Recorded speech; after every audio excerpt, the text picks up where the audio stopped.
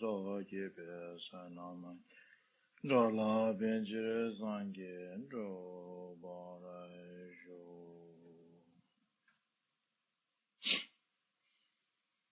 Saji Begi Joje Medo Dama Jira Benjir Ninde Gemond Sangi Jindo Mide Muai Ndroge Namda Shenla Jebara Ye Dhamma Guru Rana Menda Lakane Yadaya Mi.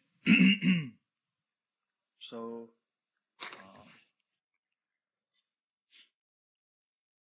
pay attention to your breathing. So we like last week and the week before that, we will be breathing in. We will be breathing in and out through the nostrils, and you can put your hand on your stomach, on your belly, to feel. When you're breathing in, feel the stomach growing, and as you exhale, the stomach flattens. If you don't need to do that, it's okay. If you need to do that, just put it on your stomach. Okay, so breathe in for 3 counts. 1, 2, 3. Breathe in through your nostrils and feel, either by touching your belly or not, feel the stomach growing as you inhale. And then as you exhale, you hold for 2 more counts. And then as you exhale, the stomach flattens. I will just say 1, 2, 3. We do it. 1, 2, 3, 4. In. 1, 2. Hold. 1, 2, 3, 4. Out. 1, 2, 3, 4. In. 1, 2. Hold. 1, 2, 3, 4. Exhale. 1, 2, 3, 4. In. 1, 2. Hold. 1, 2, 3, 4. Exhale. When you are breathing in, be aware that you are breathing in. When you are holding the breath, be aware that you are holding the breath. And you exhale, be aware that you are exhaling. Now I am breathing in. 1, 2, 3, 4. Now I'm holding it for 1, 2. Now I'm breathing out for 1, 2, 3, 4. 1, 2, 3, 4. 1, 2. 1, 2, 3, 4. 1, 2, 3, 4. 1, 2. 1, 2, 3, 4. 1, 2, 3, 4. 1, 2. 1, 2, 3, 4. Very good. Now we have collected our mind, as we say in the scriptures. We collected our mind, or to put it in a better phrase, we are able to bring our awareness to the present. Since our mind is in the present, our awareness is in present, is here, is with me. Let's focus our awareness, our mind, on listening to this Dharma text called Words of My Perfect Teacher, with the pure motivation of attaining enlightenment, not just for myself, but for the sake of all sentient beings. Now I will read from the book like before.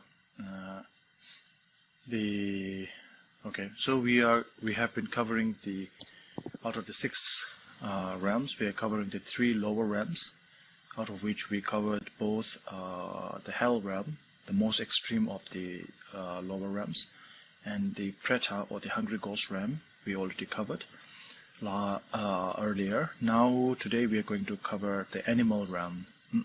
Now please refer to the book if you have the same book, and it's on page number 76. The animals. There are 2 categories of animals: those living in the depths and those scattered in different places. So those living in the depths mean those who live with each other. So animals which live in a social circle. Those animals which live with its own group or within a social circle. And those scattered in different places means animals, that live on their own, or like the pets that the human beings keep, or animals living in the zoo, and so on and so forth. Yep. So there are 2 types of animals: those who live in the depths and those who live in different places. Animal livings in the depths. The greater outer oceans teem with fish, reptiles, turtles, shellfish, worms, and other creatures, as numerous as the grains of malt in the bottom of the beer barrel. So we are talking about the malt beer, and so the number of the number of animals. So when we say animal here, we are talking about all the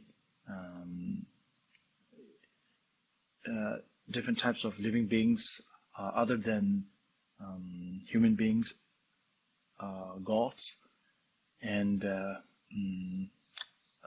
hell beings.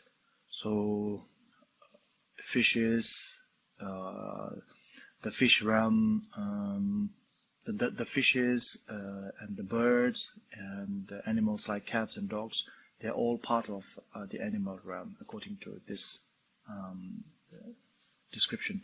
So there's an innumerable amount of animals, ranging from fish to reptiles to worms and other creatures. Even worms and small insects are part of the animal kingdom.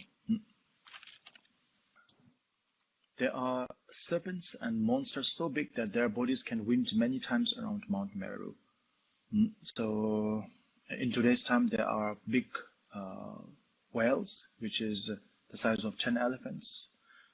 So such a large, there are animals or creatures as big as whales, and there are animals or creatures as small as an insect or a small germ, which we cannot see with the naked eye. So other creatures are as small as particles of dust or the tip of a needle. In the ancient times, people believe when they say there's monsters as big as the Mount Meru, it's much more believable. But when they say there are creatures as small as a dust or tip of a needle, it's hard to believe. But nowadays we know, because we know about the germs. And when we take the COVID vaccine, that one type of COVID vaccine is that you actually get injected with yourself with the dead virus. So the viruses are smaller, even smaller than the tip of the needle. Not here it says the small as the tip of a needle, but it's actually smaller than a tip of a needle. And then there are some of the insects, or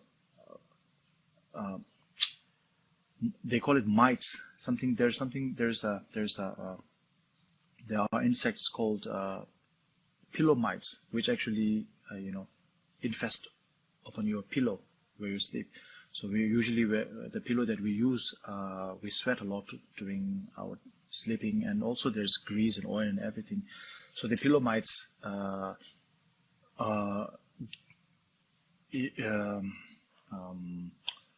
were born there, and there are about 3,000, at least 3,000 pillow mites on an average person's pillow. I'm talking about a generally hygienic person. So for a non-hygienic person, there will be tens of thousands, I guess, right? But for a generally speaking, someone with a general sort of like a normal hygiene person, they would have like up to 3,000 pillow mites on their pillows. So it's such a tiny insect, or and even and even when we our hands are full of germs, and even when we wash our hands with soap, with sanitizer, whatever, we still have 0.1% germs living in our hand, because all the soaps, the sanitizer, they always say 99.99% germs are killed. That means there's 0.1% of germs living. So if you look at any of the companies, they always say 99.9% germs are killed. So there's always 0.1% living in your hand still. Jokes aside, there are there are creatures from the animal realm that are as small as the size of a needle, or even smaller than that. And then there are big creatures like whales and other animals, which is so huge. So they are all part of the animal realm. Okay, now continue. They all undergo immense sufferings. The bigger ones swallow up the smaller ones. The small ones burrow into the big ones and eat them alive in their turn. The big animals all have many tiny ones living inside them, feeding on their flesh. So just like the germs and the other creatures that are infesting in our body, some of the creatures are born between the continents, where the sun does not shine, and where they cannot even see whether their limbs are bent in or stretched out. Stupid. And so last week, 3 weeks ago, we talked about the cold hell. Remember? So there are even according to the science, there is if you go to the Arctic, to the to the Antarcticas, when you go to the Arctics, there is a certain place in Antarctica as well as in the Arctic, in the North Pole as well as the South Pole. There are places which is known as the permafrost. So they remain in a frozen condition, frozen state, permanently, meaning year in and year out. The whole year it stays in a permanent form. So when they are living inside that, so there are germs and insects inside those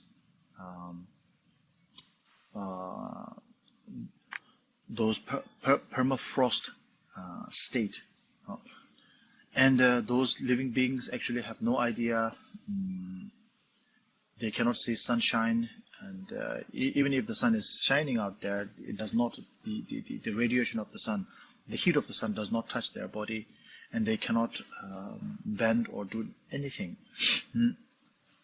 They cannot bend their limbs or stretch out or anything. And so. And in this regard, they are stupid and ignorant, because they have, if you are, for example, if you are in a permafrost state, if you are in a, if you remain in a certain place or a certain state for eternity or for hundreds of years, you know nothing about the outside world. So in that way, you are ignorant. So they have no comprehension of what to do and what not to do. Even if they know what to do and what not to do, they're still incapable of doing so. First of all, they don't know what to do, and if they know what to do, they're still incapable of doing so. So they are reborn in places where suffering knows no bounds. Yeah. And okay, now this is that is the animal living in the depths. Now the animals who are living scattered in different places. The animals that live in the realm of gods and humans. So these are the animals that does not live in the animal realm. Even though they are born as animals, they live with other realms like human realms and god realms and so on and so forth. So many of the gods have. You see, if you go to Hindu temples or Tibetan monasteries, you will see gods riding bulls, horses, birds, and so on and so forth. So these are the animals living. And then, of course, in the human realm, we have lots of animals like we keep cats and dogs as our pet, and then fishes, turtles, and lots of other animals. So the animals that live in the realm of gods and humans also suffer continually from their stupidity and from their exploitation. Well, so while the Nagas, so Nagas are usually, so there's no equivalent translation for Nagas in English. So they are considered something as sometimes they are translated as the snake people. They have a body of a fish or a snake. It's a little bit similar to the mermaid, so the Nagas, the mermaids are usually all female, but in the Naga realm they are both male and female, and they are. I think the best description is the snake people.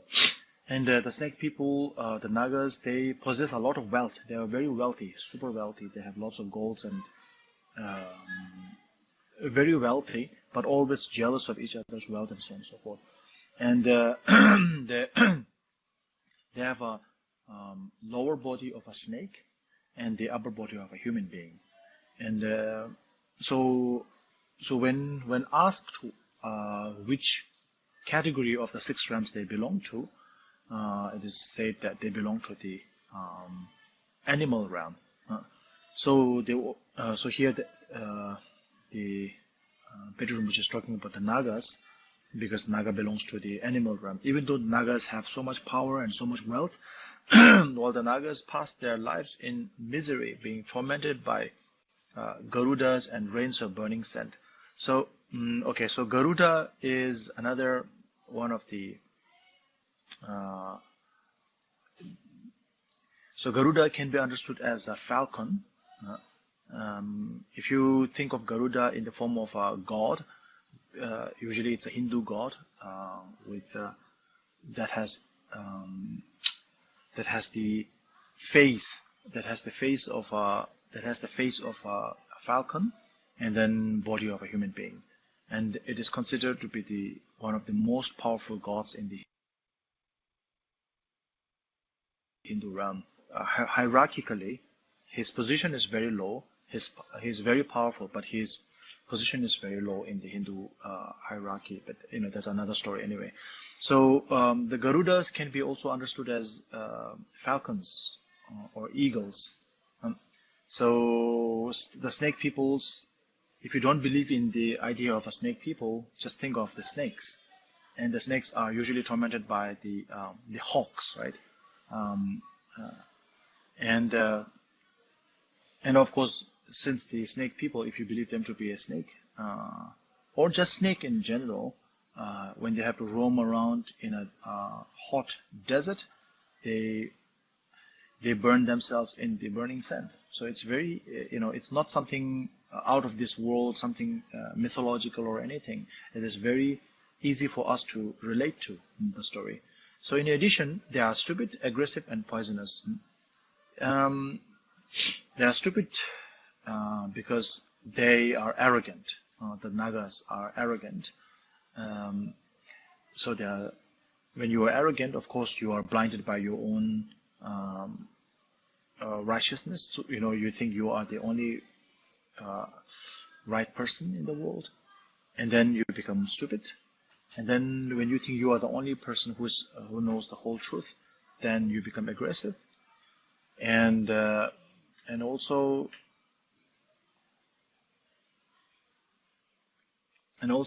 you are poisonous, because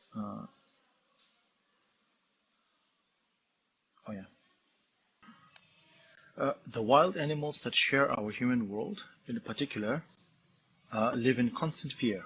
They cannot eat a single mouthful of food without being on their guard. So if you watch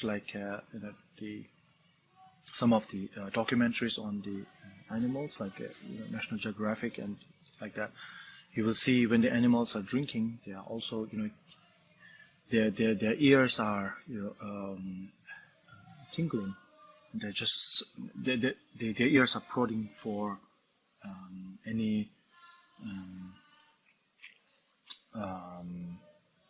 the creatures, the wild beasts that they're looking around, whether any wild beasts are there who are hunting them.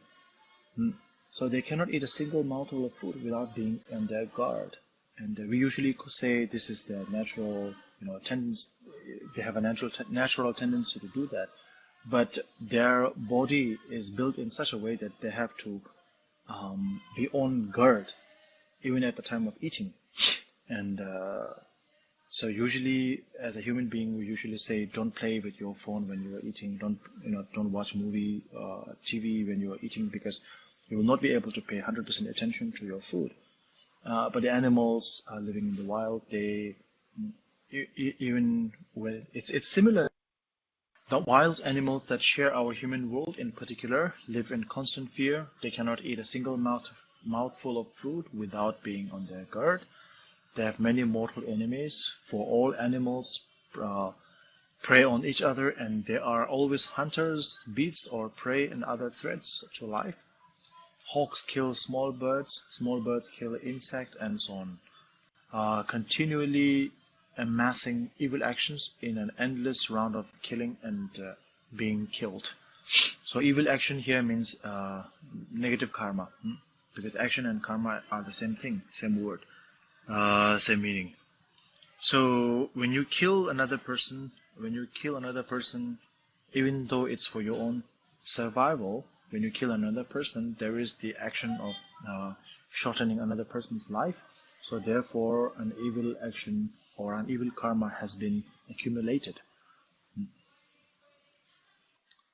As for those animals domesticated by man, they are so stupid that when their executioner approaches, knife in hand, they can only stare wide-eyed, not even thinking of escape. So they are stupid in the sense that they are terrified. So when you are terrified, when you are terrorized, sometimes when you see, it happens a lot even to human beings. When they are terrorized, they cannot move. When there is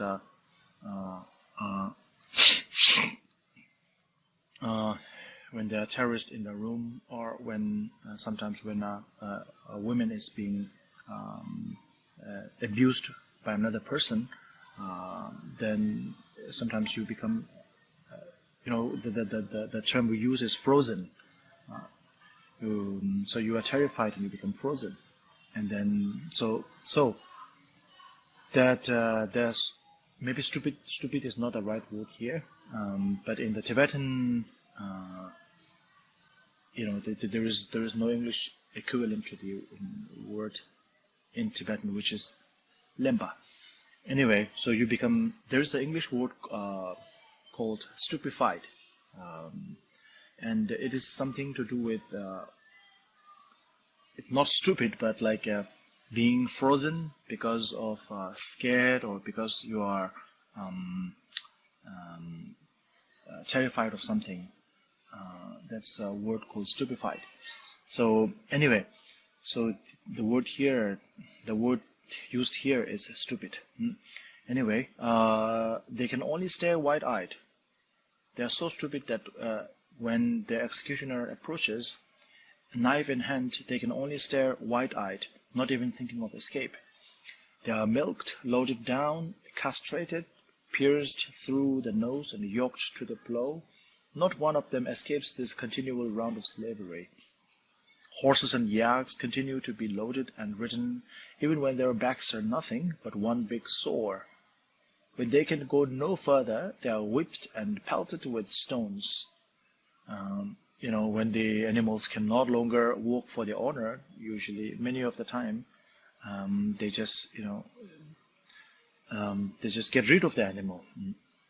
The fact that they could be in distress or ill never seems to cross their owners' minds.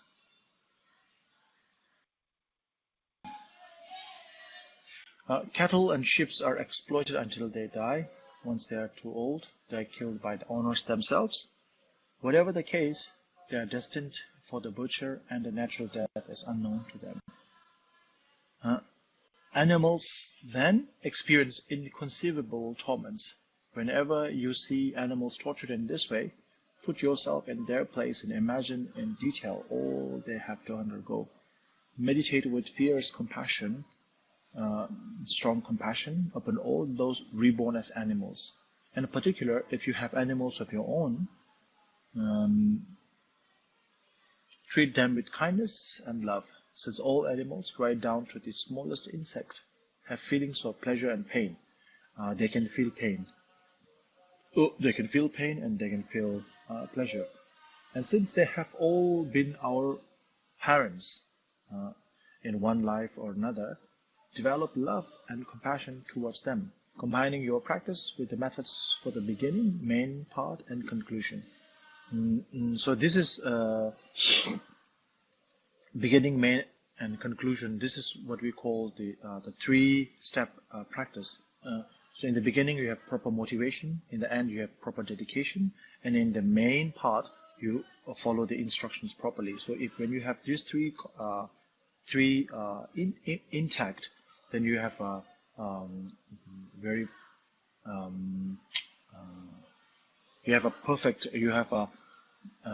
appropriate. Maybe that's not the right word.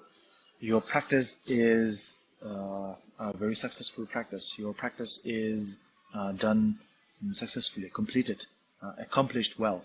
When you have a perfect beginning, perfect main part, and a perfect conclusion.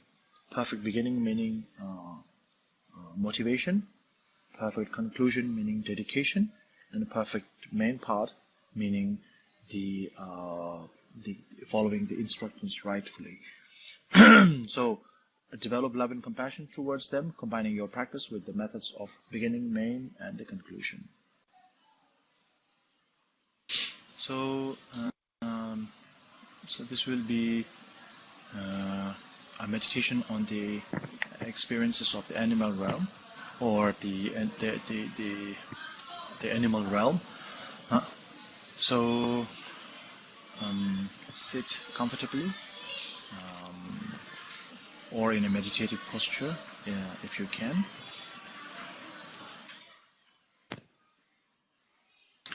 And think of all the things that we have just read about the animal realms. So all the sufferings that animals go through, the animals that we eat, the animals that we wear, the animals that many of our products were tested upon, perfumes and other things which were tested upon guinea pigs and other animals, rabbits and so on and so forth. So there's a large number of things that we rely upon, the use which relies solely on the animal themselves, being the guinea pig, being the experiment, the use for experiment.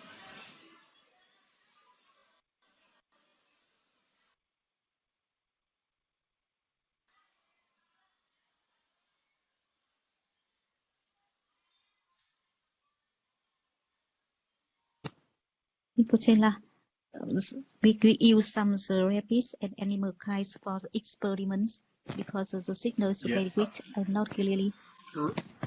Okay, we use animal for we rely solely on animals to use our products, we use the animals to experiment them with, like perfumes. Many of the perfumes, whether Yes. when the perfumes, when they touch our skin, it brings rashes and other things. So before we test on human skin, we actually test on animals. And I'm not talking about the harshest of the experiments here. We're just talking about very there are worse kind of, there are much worse kind of experiments still done. So if you remember the meditative instruction that we did in the meditation that we did in the beginning, it's 4 counts in, 2 counts hold, and 4 counts out. If that's too long for you, you can do it with 3 counts, or even 2 counts is okay. 1, 2 in, 1 hold, 1, 2 is also okay. So you don't have to follow exactly what I said, because sometimes people cannot inhale long. So this is called a deep breathing, and if you can do it for 4 counts, and by your own, you can, when you are doing it by yourself at your home, you can do it for 6, 7, 8, however long you want to do it, you can do it. However long you are capable of doing so, you can do it. So today we will do just like before, 4 counts in, 2 counts hold, and 4 counts out.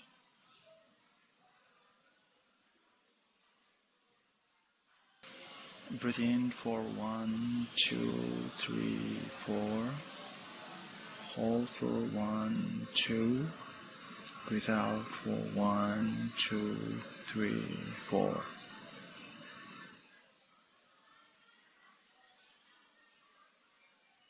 It's a very simple method. Now, while your breathing is in this, when you are breathing this way, now mentally think about the sufferings of the animals. Be aware of the sufferings of the animals. So while breathing in, think of all the sufferings that animals go through. Animals, wild beasts, even the wild beasts, they're hunting for their food every day, and they have to work so hard to find their food. And even if they get to eat the food today, it means the wild beast, the wild like lion and tiger, nowadays, because of the jungles are decreasing, because people are approaching into, human beings are approaching into forest areas, so the jungles are decreasing, the trees are being cut, and because of that, the animals, the wild beasts find it very hard to find food now.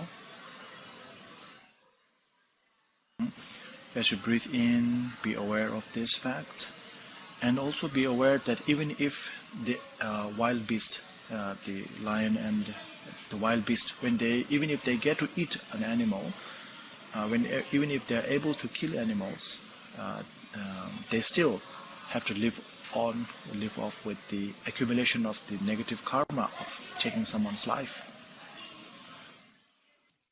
As you breathe out, be aware what a pitiful state that is. You don't get enough food to eat. Even if you get enough food to eat, that food actually accumulates negative karma for you to be born in the same state as you are right now.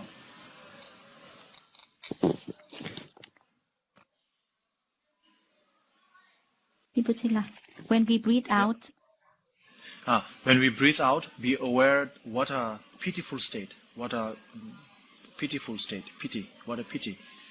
Be compassionate, yeah. Be what a pitiful state that they are in, because one thing, they cannot find food, and the second thing, even if they find food, by looking for their food, by taking their food, they are accumulating more negative karmas to be in the same state. So they are in that same circle of samsara. Yes, what a pitiful state. Okay.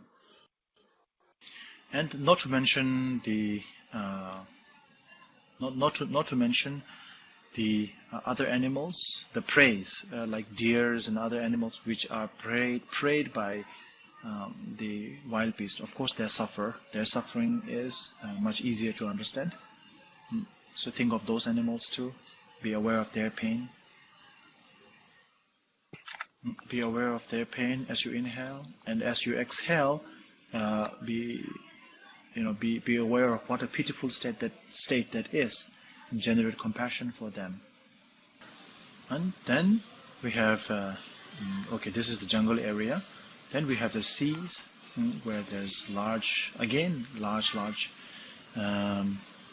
whales, which is such a big fish, such a big animal. Even though their size is huge, they are being preyed by human beings, and human beings are again encroaching upon their area by shipping and so many other things. They're fishing. The human beings fish.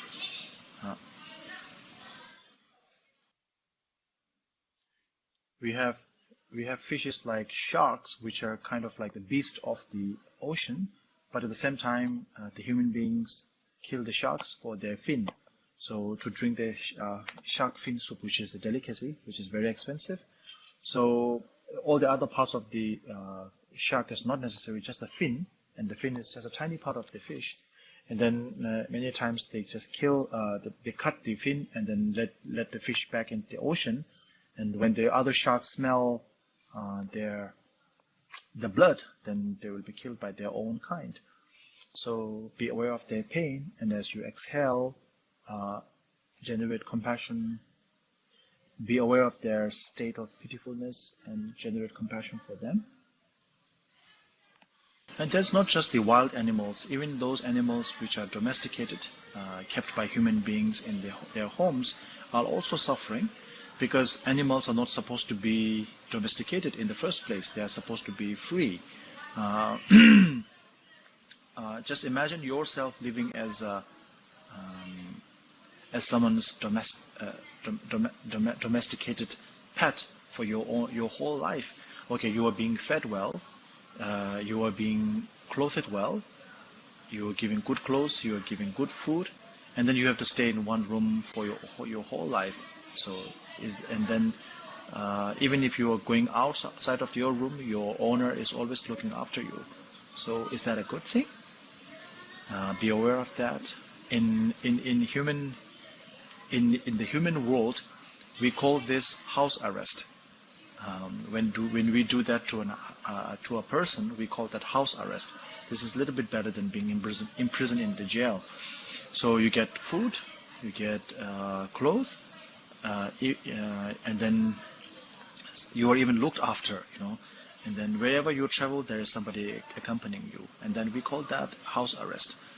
So we have, with the pet animal, we think we are doing very good to them. We give them good food, the best food. We pet them. We are doing so good to them, and at the same time, we are domesticating them. We are keeping them as our pet. The name suggests that we think of that. No matter how people say something like, okay, I'm so close with my dog, I'm so close with my cat, we cry when our cat and dogs die, but the very fact that it also implies the fact that we rely so much upon the cats and the dogs, the pets that we domesticate, and then because we love them so much, in a sense. We love them so much in the sense of this may not be an unconditional love.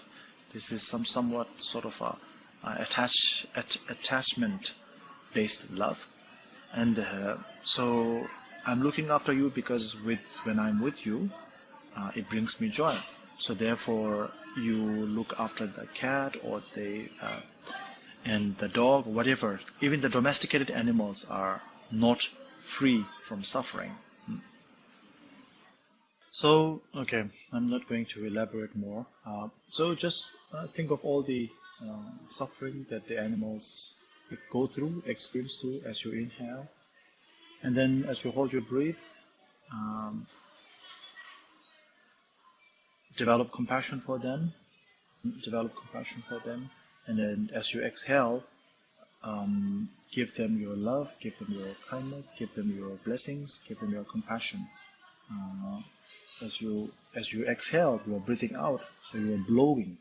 So visualize that your blows are touching those animals who are suffering, and then they get some sense of relief. So I'm not going to say anything, just visualize this. Let's do the meditation for about 1 minute. Inhale, be aware of their pitiful state. While holding the breath, develop compassion for them. And you exhale. As you exhale, as you're breathing out, as you're blowing out, blow compassion and loving kindness to all the animals. And visualize that they are happy, they are relieved.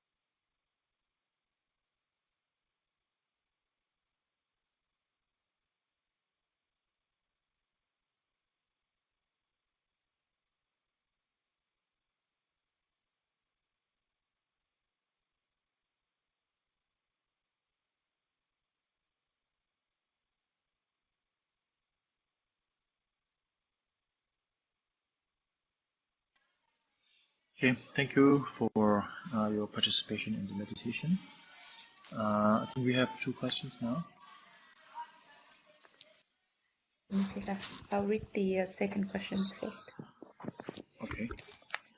Prostrate to Rinpoche. Sharks eat fish. Fish eat smaller fish, and smaller animals eat germs and so on. Do they have any chance to liberate from the animal realm? Thank you, Rinpoche. And what shall we do for the animals in our daily life? Thank you, Rinpoche.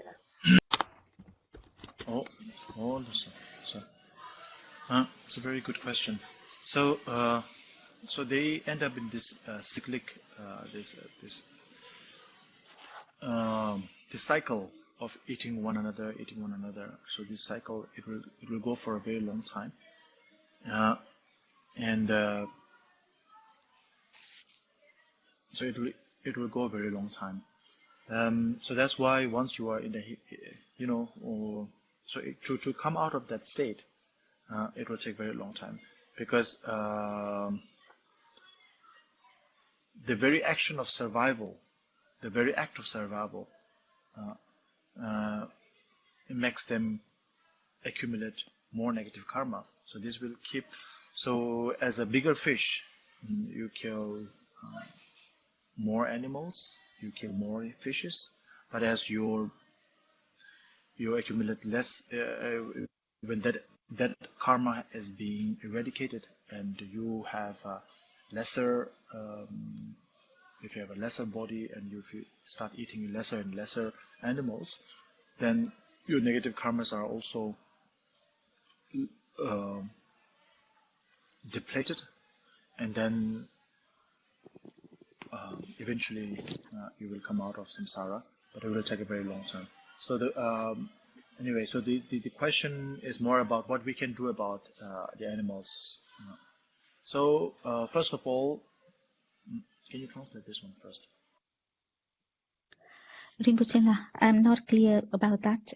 When the big why the big feet is the karma is reducing? Okay. So let's just say this. It will take a very long time. Yeah, that's it. Yeah. It takes a very long time, but why they can come out from this? Why it will take a very long. Why can they take out of this circle of accumulates negative karmas by killing the smaller fish? Yeah. Yeah. So it will take a very long time because their very survival depends upon accumulating more negative karma, which will, it's like you have a big debt, and in order to pay off that debt, you borrow from another moneylender, and then you borrow from another moneylender, and so this goes on until until the end of your life. So you keep borrowing the money until you keep borrowing money from one moneylender to another moneylender until the time of your death. So it will take a very long time. Yeah. So this is that is one part.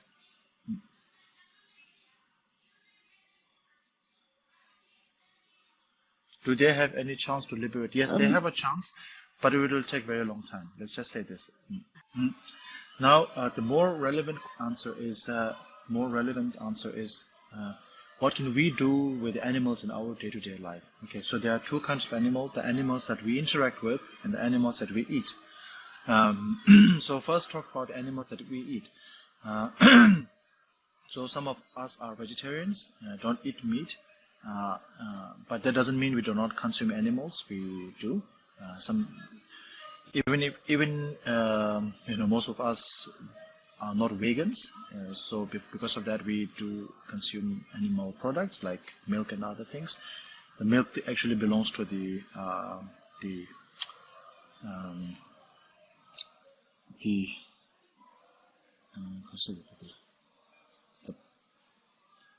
what do you call the big children of the cow.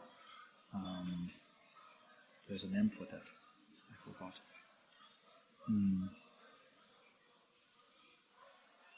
What do you call it? Child of a cow.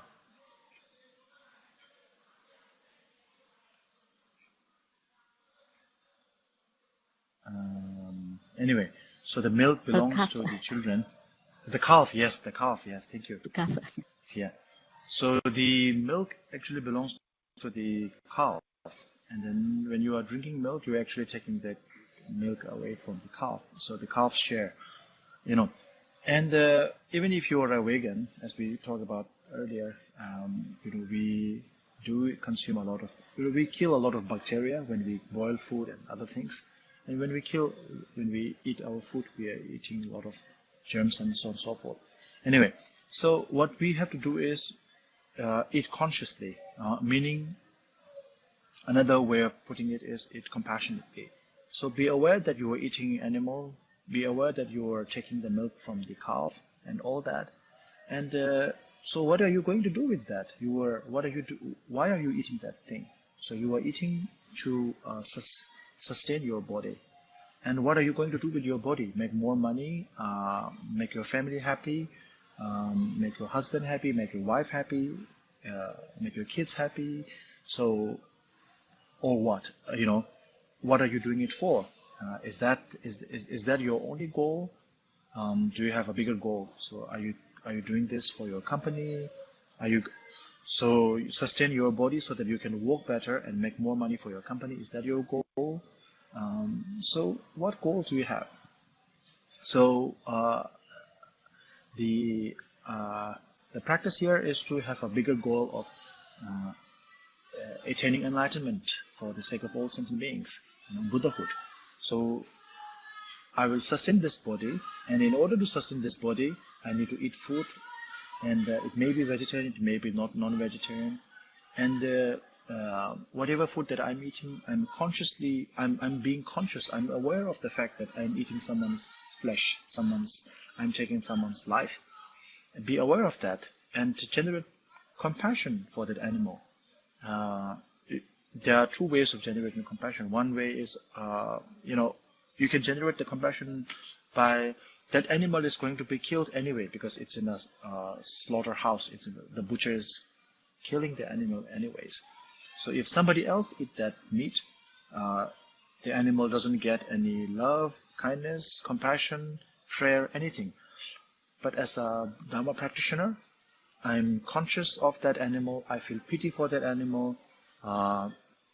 And so therefore, I'm generating compassion for that animal. And I'm also praying that the animal has a better life, better rebirth in their next life. So with that, the fact that you eat the animal becomes meaningful. Okay? So maybe some of you will find this funny. But if you're not eating that animal, then you have no relationship with that animal. You have no relationship with that animal. So even if you pray, the prayer is not as strong, in a sense. But when you eat the animal, you have a direct relationship with the animal that you are eating, and you are indebted to that animal. You are debted to that animal. You know that you owe something to that animal because you are eating their flesh. So because of that, you have a direct connection.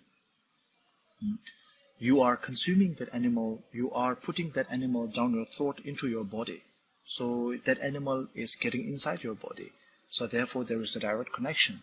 And when you have that connection, it is said that the prayers made with the connection. It is said that when the sons and the daughters pray for their parents, or the parents pray for their daughters, the family members, it's much more powerful than a stranger doing that, because there is a direct blood relation. So when you are eating the animal's flesh and drinking their blood, then you have a direct connection with that animal. You are indebted to that animal because that animal is making you live, sustain your life. So therefore, your prayer becomes very powerful to help them help them get liberated.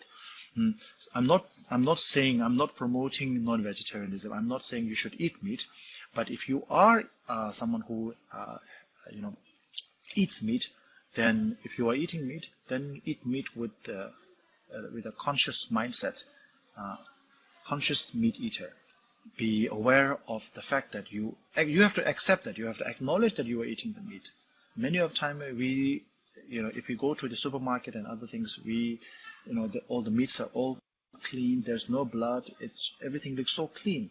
It seems like if the meats come from like a factory or something. It's not that. There was an animal who is being slaughtered, who is being butchered, who's being killed, and whose meat we are eating. So there is a blood relation, there is a connection there, and we have to accept that. We have to acknowledge that. Be appreciative of that animal who's offered, whose flesh that we are eating, whose flesh which is making us sustain our body and all that. So, and then I'm not going to use this body. I'm not going to eat this meat of the animal which has died for me, just to live my day one day longer, so that I can make more shit inside my body, so that tomorrow morning all the things that I've eaten will come out of my butt, and then I've forgotten all the animals that I've eaten. No, that is a very narrow-minded way of thinking. So by the animal protein that I gained, I'm going to sustain my body, and of course I have to work for my business and all that, sustain my body. But the body is like a boat. The Master Shantideva said the body is like a boat, and the boat is supposed to take the passenger from one bank of the river to the other bank of the river. So I'm using this boat, which is my body, to carry myself from this ordinary state of this state of an ordinary human being, arrogant, ignorant, selfish being, to a selfless, omniscient, enlightened being, a perfect Buddhahood, so that I can help more and more people, such like those fishes that I eat, the animals that I eat, and all these beings, that I will help to liberate them. So eat with a conscious mindset, and then you can utter the mantras. Last week I gave you the mantra for eating meat. You can use that one, and then you can also, if you don't remember that, just recite Om Mani Padme Hum. Eat.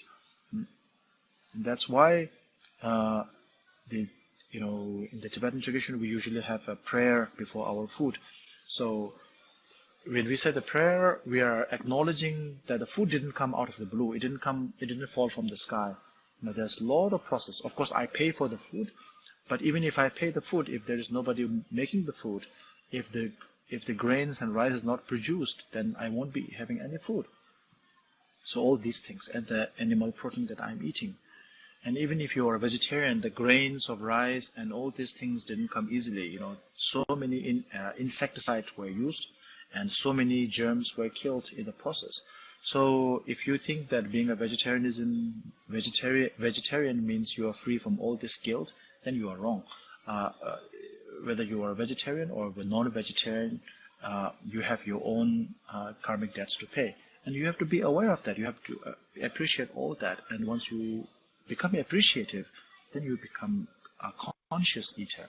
You become a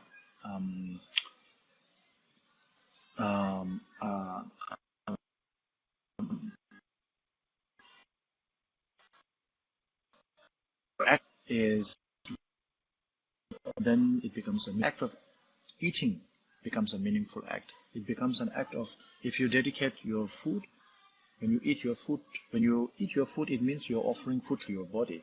So when you offer food to your body, it's like fueling the boat. It's like giving, fueling the boat that takes you to nirvana, that takes you to enlightenment. So you are fueling good petrol, good fuel to go for a long journey. So once you have that idea, then even eating becomes a practice. That is, it becomes a bodhisattva practice. So one more thing to add: if you cannot do that every time you eat, you can do it in the more early morning. Dedicate all your actions for the benefit of sentient beings to attain enlightenment, and at the time of sleeping, make the dedication. Have the proper motivation in the morning, have the proper dedication in the evening, and then all your actions in the day during that time becomes the Dharma practice. Okay, thank you. Let's conclude today's session.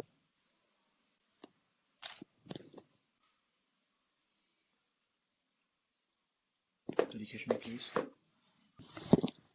Gewa diye nyordo da lama sangye drogyo ne drowa jegyo ma re kege zala ge bara jo chanjo semjo rembo anche ma ye banana ye yo ye ba nyamba me bara yang one gondo me wara sho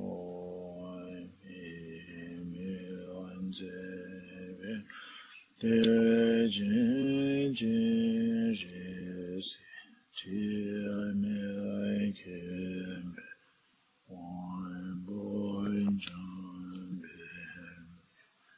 kan jin ge be zoi ge zoi gan lo zoi jan shy lies on me on the boy John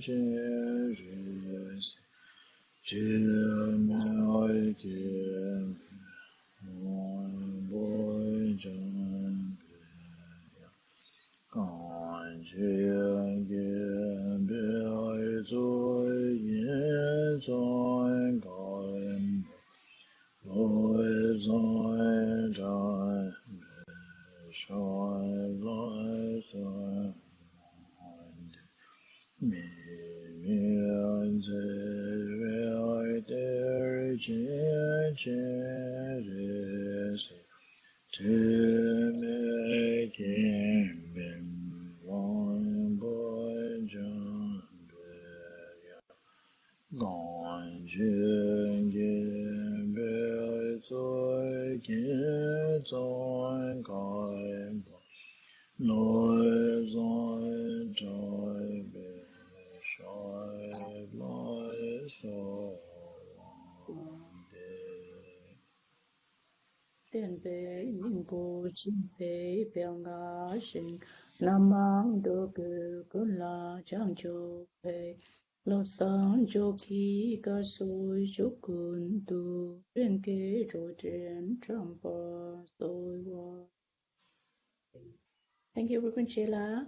So next week, Giang Hương has another different commitment, so we will start at 7:30. So we'll start half an hour later than usual. Thank you, Rinpoche.